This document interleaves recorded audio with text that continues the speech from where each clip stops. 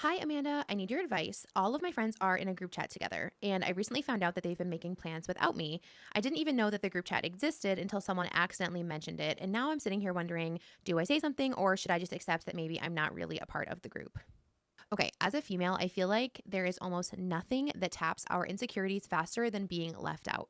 We could be the most confident adult with a very full life. And the moment we realize there's a group that we are not in, suddenly it just feels like middle school all over again. Our mind starts racing. Did I do something wrong? Do they not like me? Have they always been making plans behind my back without me? So, first, I just want to say the feeling is real. Being excluded hurts, and humans are wired for belonging. So, whenever something threatens that, it can trigger embarrassment or sadness, and sometimes even anger.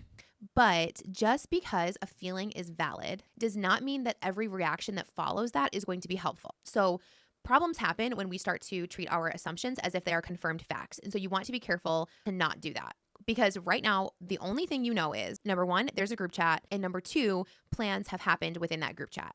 Everything else, they must not like me. I've always been the outsider. Those types of things is just your insecurity filling your brain. So, first, we're going to approach this with what not to do. You don't want to start a conversation with, why am I not in the group chat?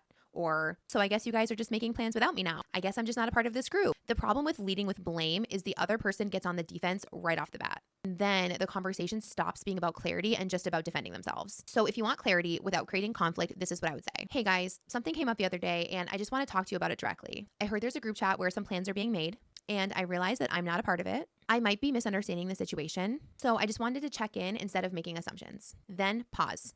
Let them respond. You're not accusing, you're not shaming, you're simply inviting honesty. When you say things like, I might be misunderstanding, you're signaling that you're open to an explanation instead of preparing for a fight. Second, you are communicating self respect. You're not pretending that it's not bothering you, but you're also not attacking your friends. And third, you're giving the other people the opportunity to safely tell the truth.